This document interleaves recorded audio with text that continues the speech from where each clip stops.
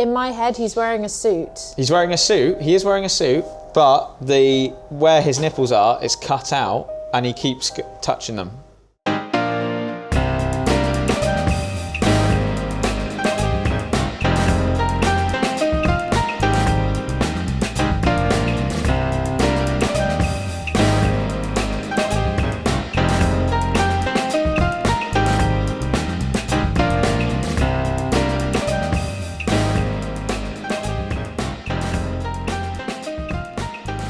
Hello and welcome to Cruise Next. My name is James Albarn. I'm joined as ever by Elsa Grace. How are you, Elsa? I'm doing good, hello. Today we are talking about Furiosa, a Mad Max Saga. As a child, my world was forever changed. My mother was magnificent. And he took it all from me. Who do we have here? She's from a place of abundance. This is our destiny. My childhood, my mother, I want them back. I want them back! We got there by My palms are sweating listening to you do that. diving in to the credits of the film The Matrix, and we landed on the Carpenter Josh Bush. We looked at his filmography. We came here to Furiosa, Yeah. and Elsa is going to tell us all about Furiosa, a Mad Max Saga. Go. Have you heard an Australian accent before? What is that? No, I think I can actually do a better one. You're almost Kiwi. You're too hard on the mid. The Mad Mix. Yeah. Yeah. I don't know why I'm doing that. It's not Aussie. No. Yeah. Mad Mix. Mad Max is an Australian film. I actually didn't really know that until I think this is my foray into it. Have you seen any Mad Maxes? I saw Fury Road, but it was a Right. long time ago, and I didn't have any context of what they were, so it didn't really mean that much to me. Yes, I haven't seen any of them, so Oh, you didn't watch Fury Road? didn't watch Fury Road. I didn't take away much from it, so Good.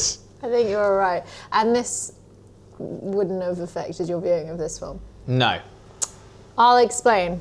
I'll do my bit. You've done your bit. I've done my bit. Fourth time Yeah. that took him. Yep. So, Furiosa, a Mad Max Saga, is the fifth installment of the Mad Max movies. It was directed by George Miller. It was written by George Miller as well, alongside someone else. Who else wrote it? Who else wrote it? It was Nick. It was Nico Lathuris. We're very slow today. Very slow. It was Nico Lathuris. It's a 2 hour and 28 long minute film, which we'll talk about in a minute. George Miller, of course, is director of Happy Feet. He is, yeah, and he also directed Fury Road, and he's done like a bunch of... Happy Feet seems really, And Happy Feet 2. really odd. They're really like... I know, right? Weirdly standing No out Scrotus films. and Erectus in Happy Feet. There wasn't an Erectus in this There film. was. They were the two brothers, Scrotus and Erectus. That's what they were called. Erectus? Yeah. No, it wasn't. Yes, it was. Erectus. Erectus and Scrotus. No, It we was. need to go on IMDb It was. right now. It was. It wasn't. It was. I just watched it half an hour ago. Honestly. This is really great. You do it when I'll tell them. Yeah, you carry I'll on. do it. So essentially, this film acts as a mix between a prequel for Mad Max Fury Road and an origin story for Furiosa, and we follow her story from the moment of her Erectus and Scrotus. Rictus Erectus. Everyone calls him Rictus. Yeah, but Erectus and Scrotus. No, that's like the surname that no one says. Rictus Erectus. Well, so the brother's called Scrotus Erectus, then? Yes. So it's still... It's still bad. It's still bad, that's but what no I'm one saying. calls It's him still... They call I'm him just Rictus. saying- I even wrote that down here, actually. Played by just- Nathan Jones, I'm because I just- thought it was upsetting. I'm and just I had saying. something to say. I'm just saying. So yes, a mix of a origin story for Furiosa and also a prequel to Fury Road. So we follow Furiosa from when she is a young child and she is kidnapped from the green place of many mothers. What a name. By Dementus, who's played by Chris Hemsworth. I'm going to really try not to say Chris Hemsworthy because that's the name of one of my favourite donuts from Donut Time. So it's really hard not to say Chris Hemsworthy. Oh no, it's Liam Hemsworthy is the donut. Oh, so we're getting all Chris wasn't baffled even by worth names of it. already today. Yeah. This is good. My own name, your name. Essentially, we follow her all the way up through. She then goes and joins Joe, Immortant Joe, and rises up through the ranks to become Pretoria Furiosa. Yes. Driving the big war rigs, and ultimately goes back to find Dementors and performs a fate worse than death, allegedly. So that's kind of it. That was maybe our worst intro To a from podcast. both of us ever. I don't think we should start again though because we've already We're started. too again deep. 5 We're times. too deep, and I don't think we're going to get it any better. it won't get better. Because fundamentally, I think you'd be trying to make sense of this film, which I think is difficult to explain. I mean, I don't think that that's why we did a bad intro. I just think we were off our game. We're off our game. Gamer. So, Elsa. And we both have caffeine, and it's still not... Yes. So, Elsa, you have seen Fury Road. I came into it cold because I've never seen a Mad Max. I've seen, when Fury Road came out, it was kind of like everywhere, right? So, like, I've seen lots of bits of it, and I kind of get the vibe, but I'd never actually seen a Mad Max film. I still don't know if I get the vibe. I thought Chris Hemsworth said something interesting on one of the late night shows where someone, it might have been set, I can't remember who it was, but someone was like, what does Mad Max mean to Australia? Like, what's the vibe? And he was like, America has Star Wars, England has Harry Potter, Australians have Mad Max. So maybe this is, and obviously there was the 70s film and the 80s films. Like Australia have got films. the bad deal there, really. Well, that's what I mean. I'm like, is that why we're missing something? Like, is this like the shit in Australia? Or was he just saying that because he is trying to promote the film he's and promoting the film and he's a huge part of this new film. I don't know. But I thought maybe that was why it missed us slightly. But also this film, but for all intents and purposes, it wasn't badly received, but it was an absolute box office bomb. I didn't know that. It did really, really badly. So I wrote it down. So the budget was 168 million and they grossed box office wise 173.8 million. Right, so they just made their money back. But they wouldn't have made any profit from it. They would have had to have grossed something like 240 million to have made a profit. And actually, New South Wales and Australian government fronted half of the budget for this film. Well, I'm glad. Well, I'm sure they're glad they did. Yeah, and it was shot out there, and I guess it is a little bit, a love letter to Australia, I guess, apparently. But goddamn, this film did really badly. It was not successful at all. Did you see that? You see how they fought for each other, this little army of two? Where were they going? So full of hope? There is no hope! Not for them, not for you, certainly not for me. The day I acquire Bullet Farm, these two destroy it. I had Gastown, and I had Bullet Farm. With that, I could have crippled the Citadel. To rule the Wasteland would have been a far better place for all of us. So, let's dive into what we actually thought of the film then. Yeah, because I will say, I think we have watched films that are arguably a lot worse. Wait, what am I trying to say? I think that we have watched films that are a lot worse but have been received better. By us or by like critics and the world? So like the critics actually really like this film. Yeah. And people really like this film. This film got something like 7.5 on IMDb. And I didn't hate this film. But yeah, it bombed. Yeah. But then a lot of films are bombing at the moment. You know, so this the is part of a bigger issue, right, is that Hollywood are pumping out huge budgets for films that they kind of, there's no hope of them making back, and they're just hemorrhaging money.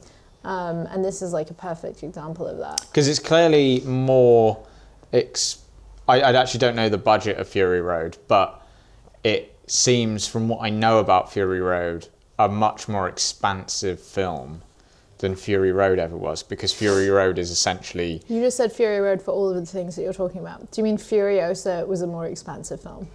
So I said this film is a more expansive film than Fury Road ever was. This is also confusing. Don't name the prequel to one film basically the same thing as the last film. They're it's not. So clear, but it's so Mad close. Max Fury Road, Mad Max Fury Road, Furiosa, and Mad Max Saga. They're very close. Very close. They're very close. But this film, as opposed to the Tom Hardy one, is what we'll forever call it now.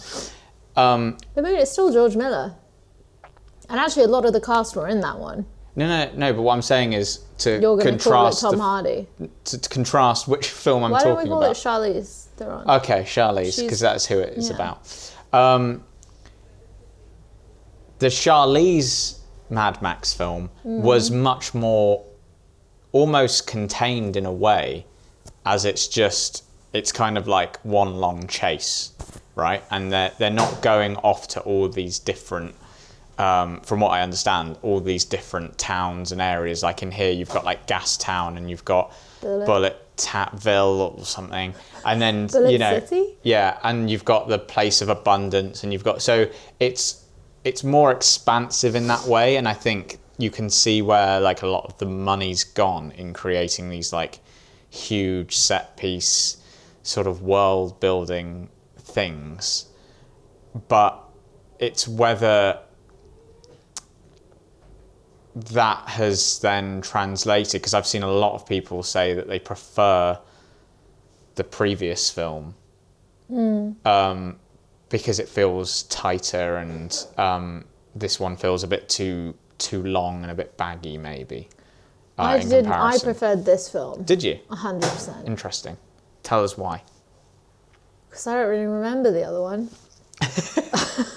It was so long ago, and I think I was watching it just like to watch like an action film, and I didn't know really what Mad Max was, and I thought, for some reason, I vaguely remember going into it thinking that Charlize Theron was Mad Max. Right. So I was like, who's Tom Hardy's character? Why is he such a nutter? Why is he so mad? Mad Max. And like, I just didn't really get it. I didn't understand the alliances. I didn't understand who they were driving from or to, or did we like Furiosa? Did we not like Furiosa? Look, this is how long ago it was, is that I'm sure people who know the film Fury Road are listening to the shit coming out my mouth and going, what are you talking about? Like, I don't know, I could be like talking about The Matrix and being like, is Neo the good guy? Is he the bad guy? Do you know, like that's how obvious it could be. But it just was a film basically that did not stick with me in any way, and I remember feeling really bored. In this film, I did not feel bored. I didn't fully understand everything. By the end of it I did, but it took me a while to kind of figure stuff out. But I wasn't bored. I thought it was really exciting, to the point where I actually watched this. I was coming back from the sauna from my friend's birthday. If anyone's ever done sauna is how they say in Finland. I just went to Finland. You feel like you're walking on air and you're kind of like super high and spaced out and you just sort of want to go to sleep. So I was in a super dozy mood when I put this film on, and it massively woke me up, and I was super into it. I was really excited. I didn't want to stop and go to sleep. Like, I just wanted to carry on watching it. Interesting. And I think that's a good film. I think for me, I'm not saying I liked it. Right. But we can get into so it. that's the thing. I think for me, I was engaged enough, for sure. Like, I didn't get bored. I did think it was too long, and I think there is one too many. There was one particular action sequence that I just was like, and I know that's kind of the point of these films, and but like, there was one particular action sequence which I was just like, it ended 3 times. It was like, it ended, and then another bad guy popped up, and then it ended, and then another bad guy popped up, and I was like, which one? It was the first time that she's out on the big truck thing. I don't know the names for anything in this film. The war rig.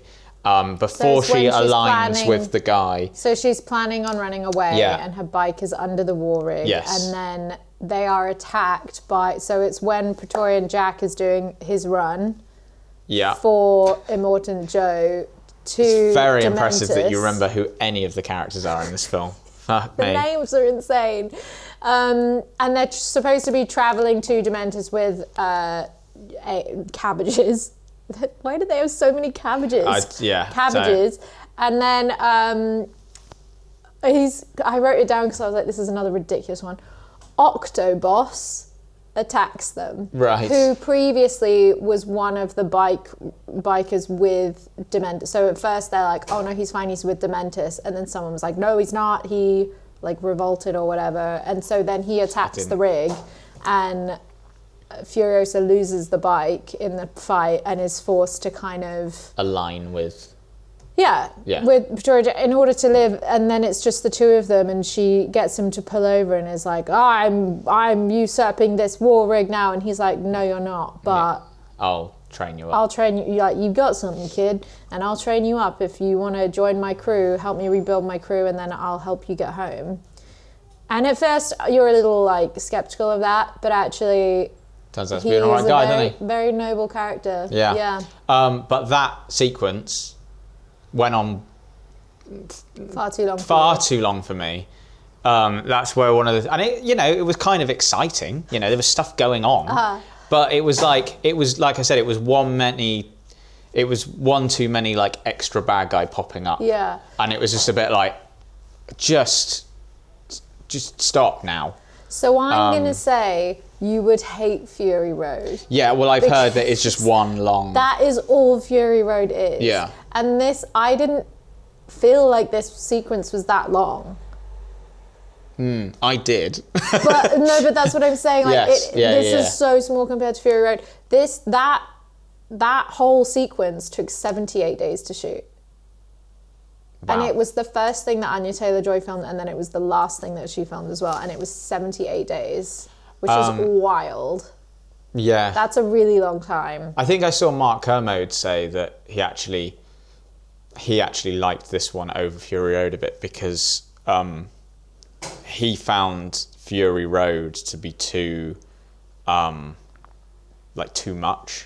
and that he liked that in this you were getting a bit of downtime every now and again.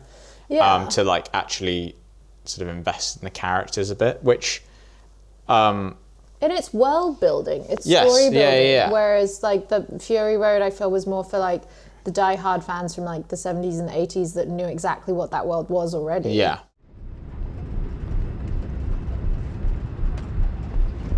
For you.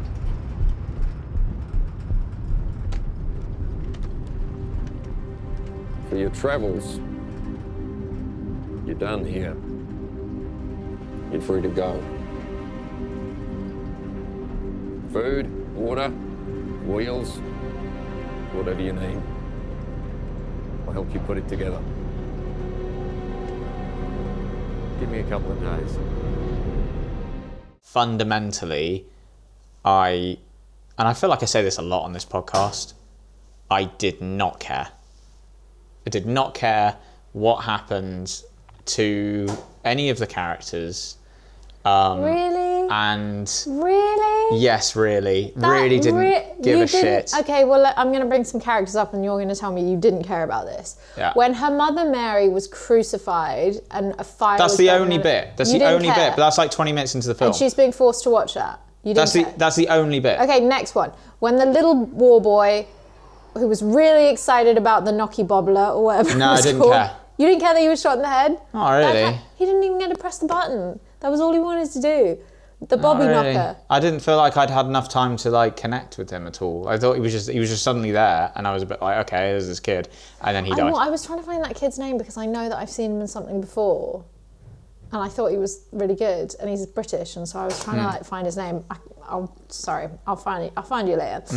Okay, you didn't care about that. You don't care about children getting shot in the head. Cool. I care about children actually getting shot in the head. What but not in this about film. when Praetorian Jack was dragged around by his hands until he died and dogs ate him and she was being forced to watch? No, because what you're doing here, see what I think you're doing here is you're listing, you're listing unpleasant things happening to characters. Which, to good characters, right? not bad. Yeah, but like you're listing unpleasant things that happen to like good characters, right? But that doesn't automatically mean that I'm going to care about it. I can watch it and go, oh, that's grisly, but like to emotionally connect with the characters, I need them to give me something. And so you had that with the mum? I had it with the, I think just because I think did I even have it with the mum? A little bit. Do you know what then maybe I think it is like, you're right, that is what I'm doing, because in my head I guess maybe it's pretty binary of like, this is a goodie, this is a baddie, and then there's a goodie is, oh, they've died a really bad way and that's really sad. I think maybe my brain is that simple sometimes when I watch films, but I think maybe like you're saying that you know that connection that you have to it, like, yeah, maybe that is something more for me, because it was, I think maybe, I'm saying maybe a lot. I think the experience of watching Furiosa's origin story as a man and then as a woman must be different experiences, because like, and I don't mean to say that to be like you're not capable of feeling the things that this film wants you to feel, but more like, I think most women who are of the age that Anya Taylor-Joy is in, like I think it's called Homeward, like the 3rd chapter or something, have had that experience where you have you meet a new kind of male figure of guidance in your life, and you're like arm's length for a long time. You're like, I don't know if I trust you, I don't know if you trust you, remember. And then eventually you're like, okay, yeah, no, I can trust you. Here is my peach pit.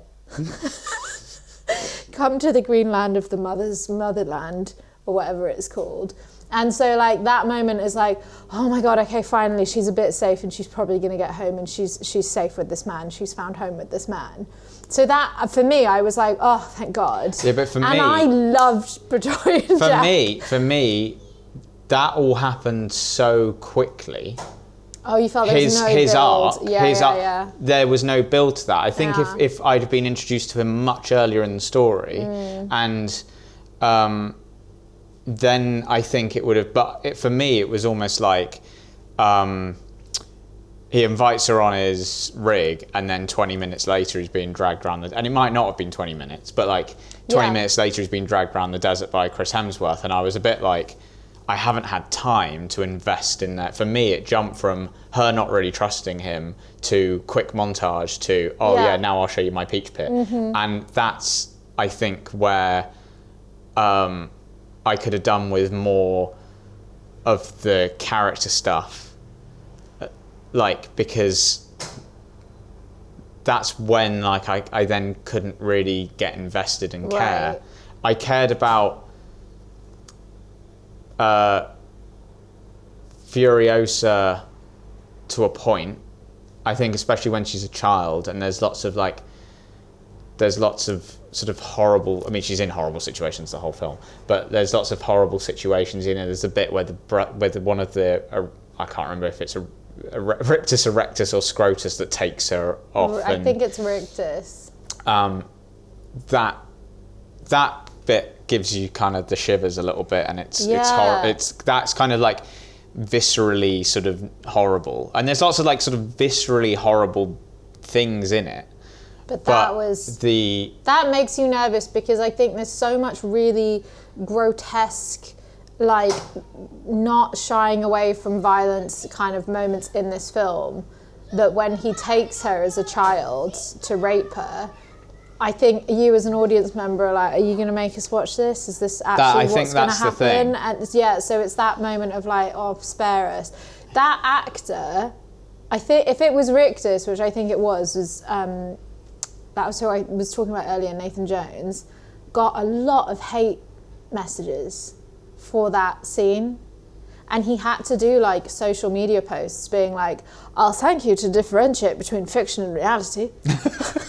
He didn't say it like that. He wrote like a good message, but like, yeah, he had to put a shout out to be like, I am an actor and I just have to do what the script and the director say. I've seen that before, like... what's wrong with people? On a sort of weirdly like different example, but like apparently like it happens really badly to soap actors. Yeah. Because they're on people's TVs all the time. I think Ian Beale got a bit of that. And people get, and I say like, if a character's like murdered someone in a soap or something, because I guess people watch soaps like, I don't know, is it like 2-3 times a week and they're watching it for years, they almost feel like they know these people and they forget that it's an actor playing this. And then so if they're on the street, sometimes they'll get abuse for things their character has done in the soap, which boggles the mind. I mean, we can sit here and we can make jokes and be like, how many times a week do you have to watch something before you lose all sense of like intelligence and thinking that it's real and it's not a soap opera anymore? But like, I guess the truth is that, yeah, there are many members of the general public who don't have the faculties maybe to differentiate between reality and fiction, and that is quite a scary place to live because you must genuinely believe you're consuming all of these very dark things in pop culture for real. But and there's been a few crimes like that, right, where people who are psychologically unstable have committed crimes against celebrities or mimicking, you know, villains and they think it's real. Yeah. That's kind of scary. But to sort of flash back to where we were with Furiosa, yeah, I just think fundamentally I struggle to emotionally...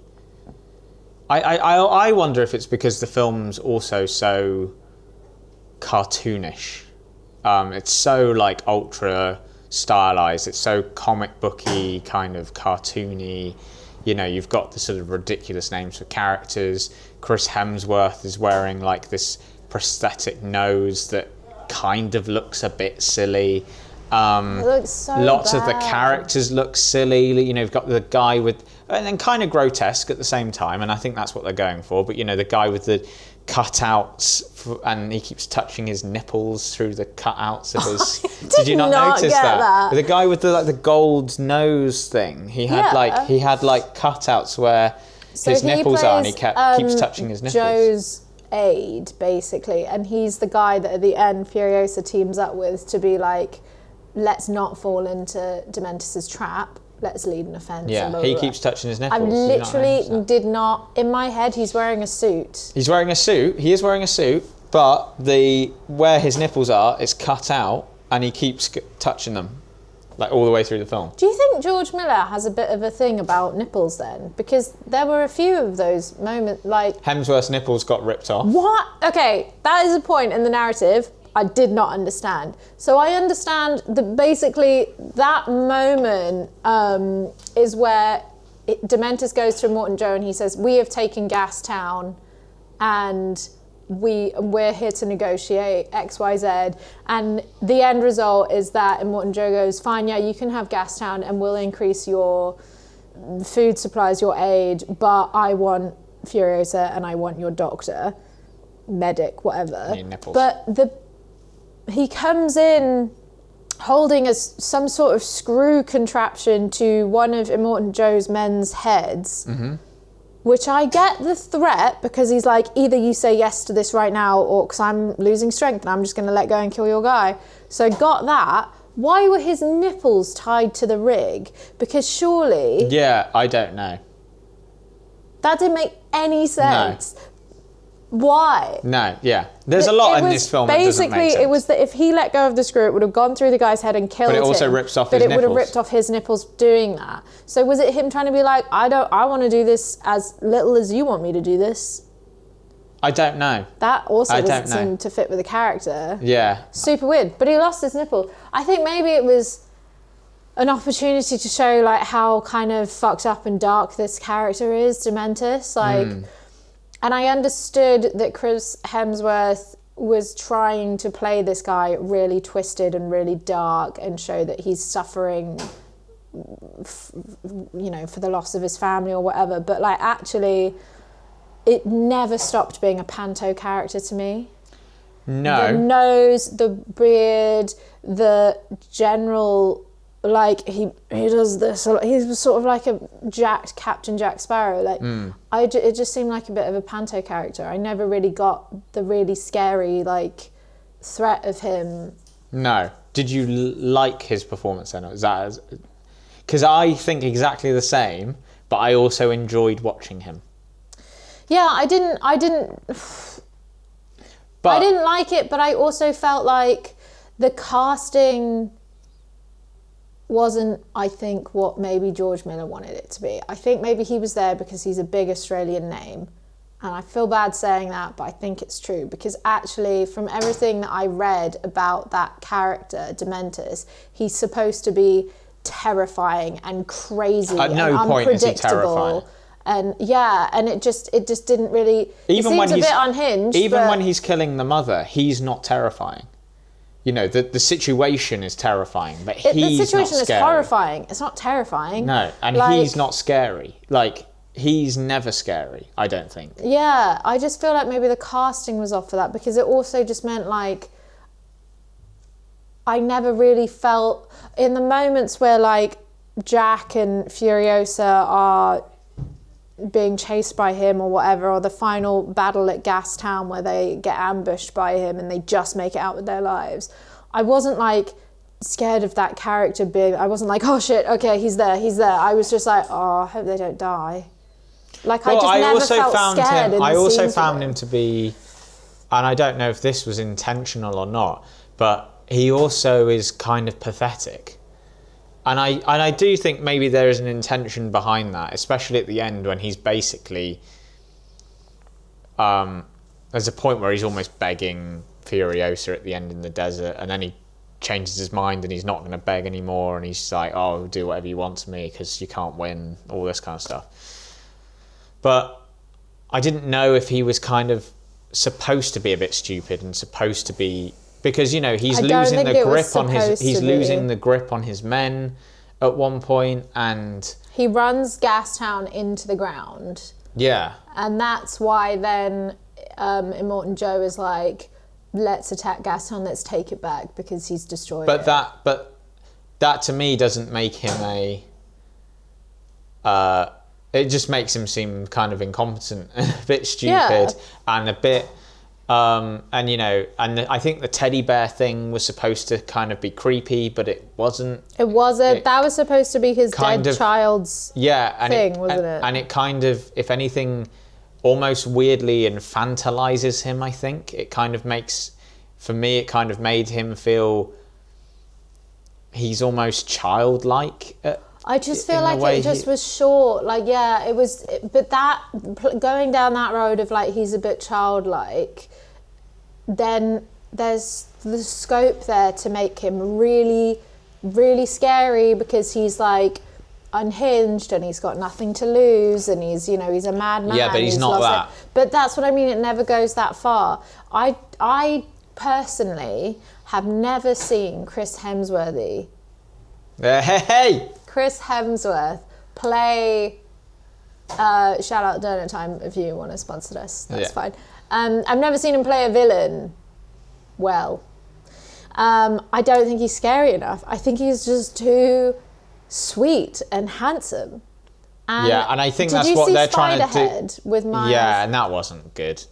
I thought that was like the premise for it. I was like, this could the really premise be is something. great, but it does not land it at all. No, because he's not a villain. He wasn't No. ever scary in it. There was one moment in that film I feel like he loses it at something, and I was like, ooh, okay, maybe, he could maybe be scary, and then he just isn't. I just think he's too sweet and handsome. I think actually with Spiderhead, you could have reversed Hemsworth and Teller would have been a better villain.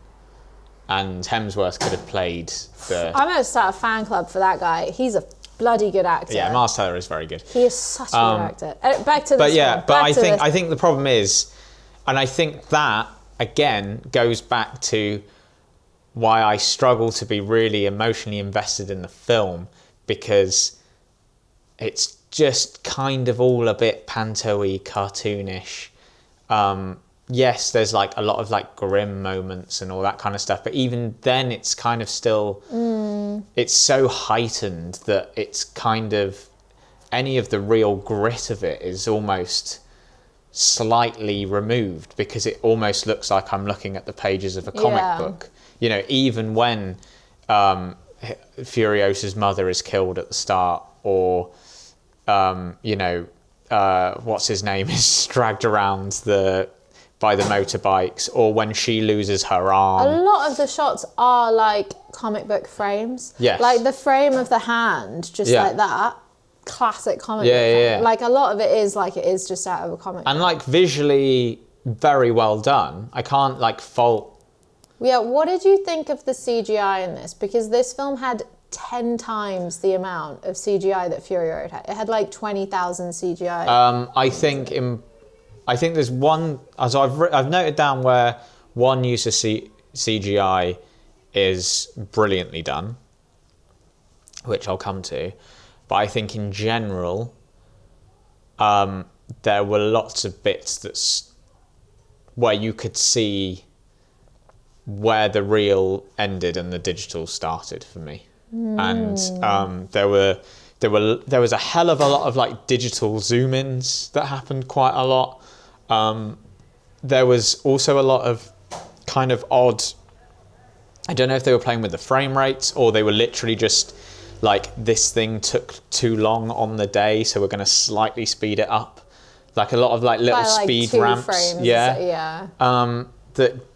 That I found a little jarring. That's of the style though. That was the last film as well. Sure, but I don't like it. It doesn't appeal to me. Everyone's saying they're being swindled and shortchanged. Everyone's saying it's my fault, or it's everyone's fault. I want a meeting of the warlords. Me, him, the people eater, that idiot bullet farmer, high noon at the Citadel, 3 days from now. The one use of CGI that I thought was brilliantly done is the gradual aging and also gradual de-aging of Anya Taylor-Joy, from the child actor to Anya Taylor-Joy, to slowly make her age and transition into Anya. That, I think, worked for the most part brilliantly. And I think, do you not think? Not really. I couldn't tell who, like, at what point she fully becomes Anya Taylor-Joy, and it's just Anya Taylor-Joy. It was a gradual thing.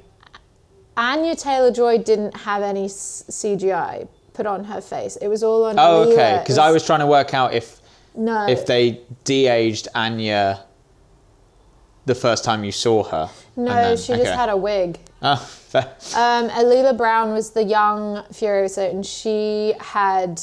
They used AI basically to put Anya's face onto her more and more, and then in her last few scenes where she's in the Citadel, it was like 80% Anya's face superimposed onto her face. Yeah. The reason why I'm like, was because honestly I did not notice that. I actually was like, God, those two don't look anything like each other. What do you mean? Like, I didn't think, wow, the cast, like, it's not like the CGI was so good that I was like, oh, the casting's really great. And actually, Alila and, I don't know if I'm saying her name right, Alila. I think it's Alila, actually, Alila, from the interview I listened to. Alila and Anya look super similar. That's great casting. I was actively like, I don't think that they look anything like each other. I think that Anya looks like Charlie Fraser, who played her mum.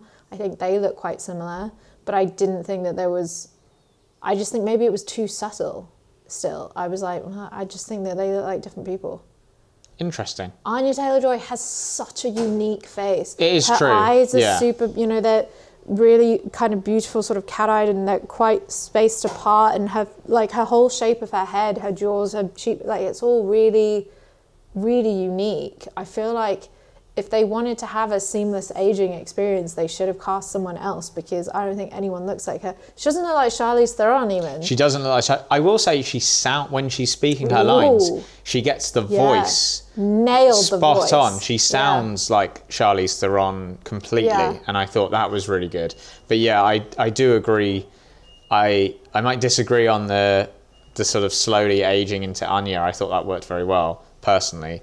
Although she doesn't look like Anya when she's not having any CGI put on her, I'll give you that. When she's really little, she doesn't look anything like Anya Taylor-Joy. When she's in the Greenland Mother times. Yeah, she does nothing like Anya Taylor-Joy.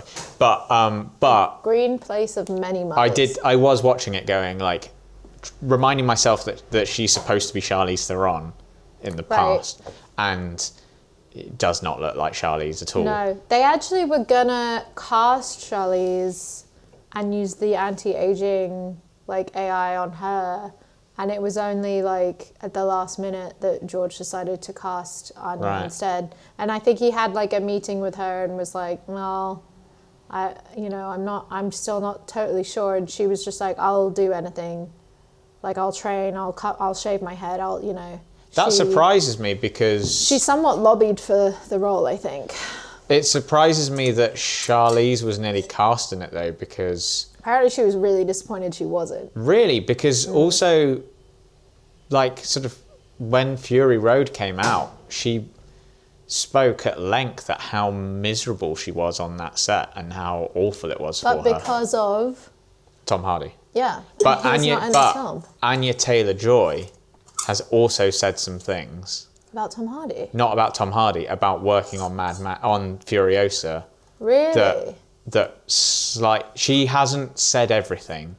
She alluded to the fact that she didn't enjoy it. And then someone, and if I'm getting this wrong, people can correct me, but like she alluded to it during some of the press for the film about not being, about it being so intense and about not liking the process at all. And then when she was like pressed further on it, she said something to the extent of like, oh, that's for years down the line, I'll tell you. Interesting. Which is interesting. It could just be one of those things that these films are quite intense to make. You're in the fucking Australian desert filming an action sequence for 72 days. Yeah. Like, maybe it's just one of those things, it's fucking hard work. And you've also got a director who... I'm not commenting, I obviously don't know him, never worked with him. I haven't heard anything bad about him necessarily, but like clearly has an exacting vision as well. And, those things can all add up to being like, this is an intense period of shooting, and that just might not be something she enjoyed. It might not necessarily be that there's anything deeper than that. Set. Yeah. Yeah, I mean... I don't know. I don't like to speculate because we don't know. But yeah, I do. From everything that I read, she was super excited to be cast in it. And she trained for like a year before she even got the role. Wow. In anticipation. And I think the only reason why she didn't shave her head or couldn't was because... she was doing something else. She had modelling contracts, I think. But in the end, I mean, I know I said that, Charlize Theron was really like... disappointed. I think she didn't enjoy Fury Road, but again, Tom wasn't in this film, and I think that she felt a lot for the character of Furiosa and wanted to, do honor to that character, which is, a common thing that actors feel. But she did come out and say that she was really happy that Anya got it and said that she was, one of the best actresses around at the time or something. So I think also as well, I'm glad, as much as I think she's a fantastic screen presence, I'm glad they didn't go down that route and then permanently de-age her through the film, because I think that stuff often doesn't look great. You only have to look at the latest Indiana Jones film, which is it's a hard watch. Did they de-age him? They de-age him for the first, not for the whole film, but there's a sort of 20-minute sequence at the start where it's a young Harrison Ford, and it's a de-age Harrison Ford mixed with a deep fake, AI putting his face on someone else's, and it just looks weird for the first 25 minutes of that film. And I feel like if you'd have got Charlize in to do the bulk of Furiosa, I think it would have been. I think you would have run into that problem. Yeah. I think probably right. What you were saying about Anya Taylor-Joy and how unique her sort of face is, I do think she fits perfectly in this world. Yeah, for sure. Because there was a moment where she's standing with one of her arms gone. She's standing in the doorway. I think it's, who's the guy? Praetorian Joe, or whatever he's called. What's his name? Nipple Man. Joe. No, that's the aide. I can't remember his name. They're looking over the battlefield of the war that's happening. Yeah. And she comes and stands at the door. Yeah. And she's kind of backlit, and she's just so striking looking. That visual of her is she's so striking with the arm off, and you think she fits perfectly in this world. She's really bizarre looking in a really beautiful way. She's I don't know many people that have such an interesting face. Which is why I think she fits with because the film is so it's the film is everything pushed up to 200%. Even the color, you can see they've gone saturation 200, and it's almost who's the most striking looking female lead we can get, and push that to 200. But it's not even striking. It's interesting looking. Yeah. She's not striking. I would say would be Ana de Armas or something Okay, maybe I'm using the wrong word. No, but yeah, I know we're on the same page. I think. Kind of What did you think of? I think she's a really exceptional actor as well. Yeah. I think she's really talented. Did you watch her in The Menu? Yes. That was suspense. Really good. Yeah. She's good, man.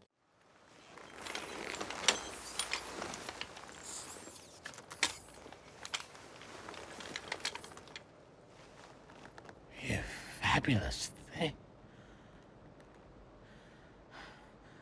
You crawled out of a pitiless grave deeper than hell. Only one thing's gonna do that for you. Not hope. Hate. No shame in hate. It's one of the great forces of nature. That wasn't hope, that was instinct.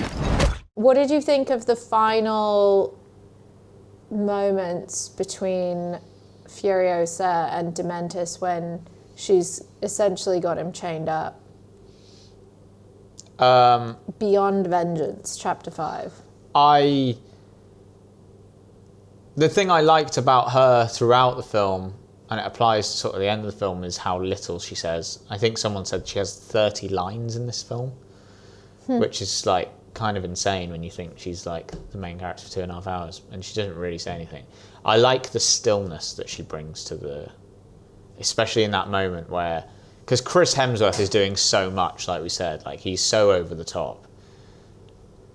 I like the fact that you counterbalance that with her just being so still and,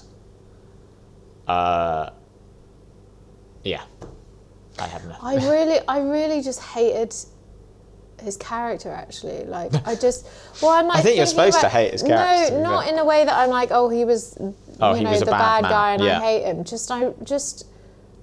I didn't get it, and that final scene felt really. There was no impact for me. She was everything. And I could really I got her pain and anguish in it, but I almost didn't feel like the situation was worthy of that performance from her. Yes. And like initially when he's like, she gets out the car, and this is before he's kind of seen who she is, and he goes, I have nothing, I am nothing, I am yours, and lies down on the floor. I was like, what?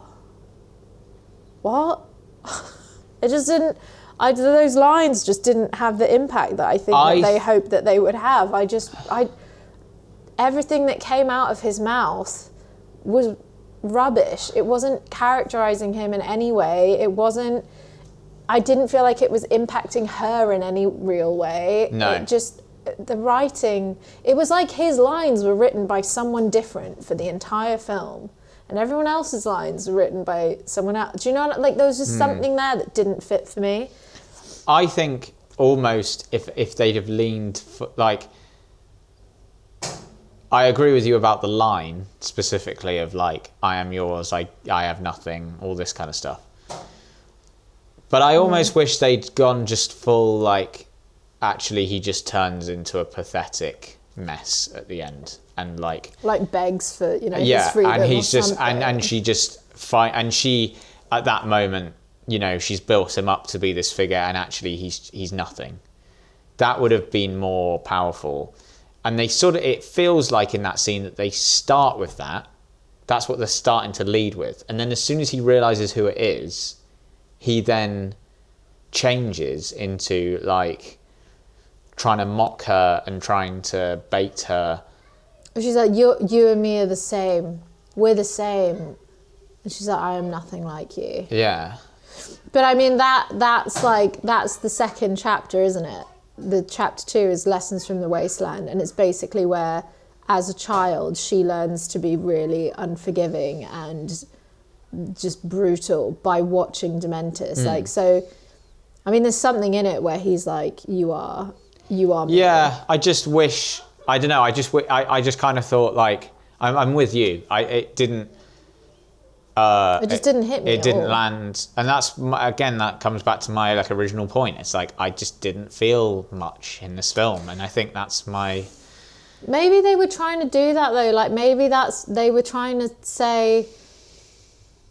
Again, I feel like this is another moment where they're trying to speak to just how dark and twisted Dementis is by being like, when she, who has spent her life 15 years fighting for this moment to be like, do you remember my mother, and you will remember me, and you know, he's like, oh, which one was your mother, like, oh, like he doesn't even remember torturing and murdering her mother and forcing her eyes open to watch it. That's how far gone this guy is down into the darkness.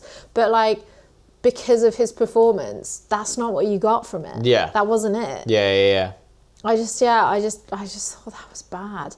I thought it was interesting, the historian with like the 3 possible endings where he's like, some say she delivered his death in like a just, you know, poetic license of dragging him around like Praetorian Jack, or crucifying him like Mary, but actually she whispered to me that she grew a peach tree out of his penis. Did you get that?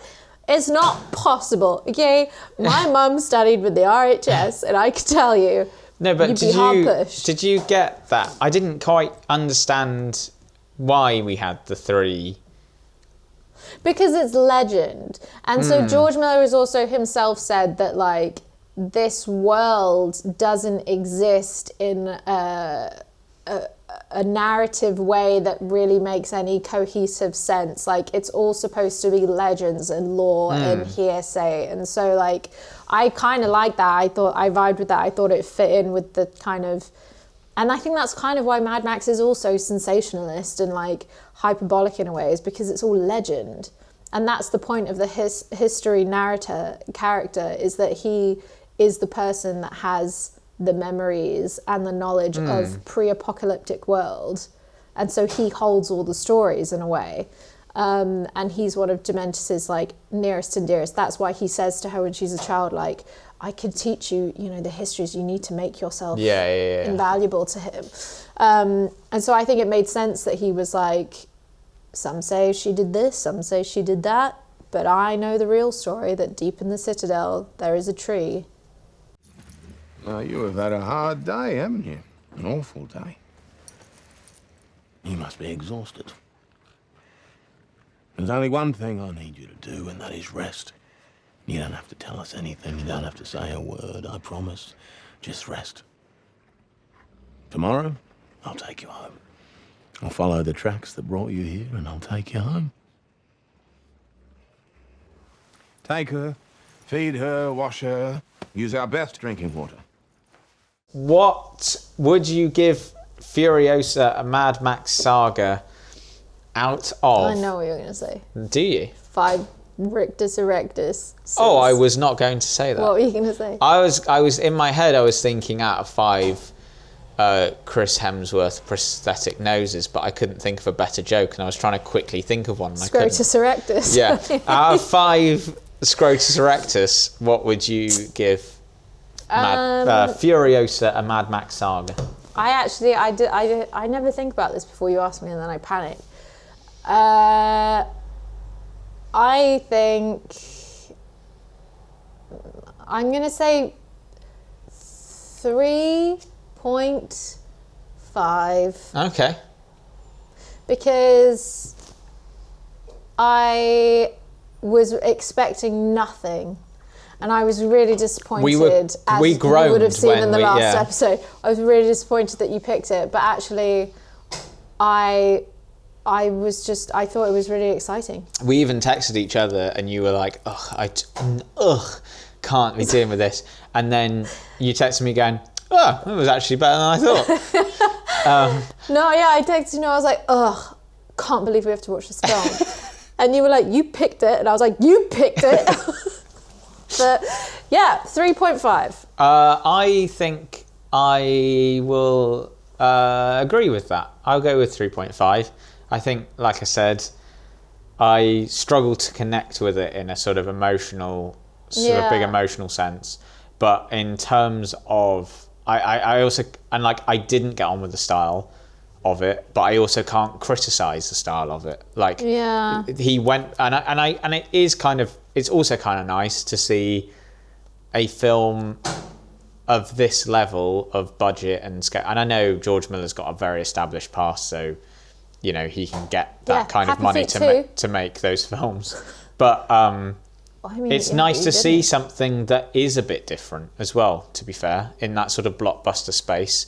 I guess so, yeah. And whether I like it or not, whether it gels with me or not, it's a different matter. But yeah, 3.5. So much better than the first one.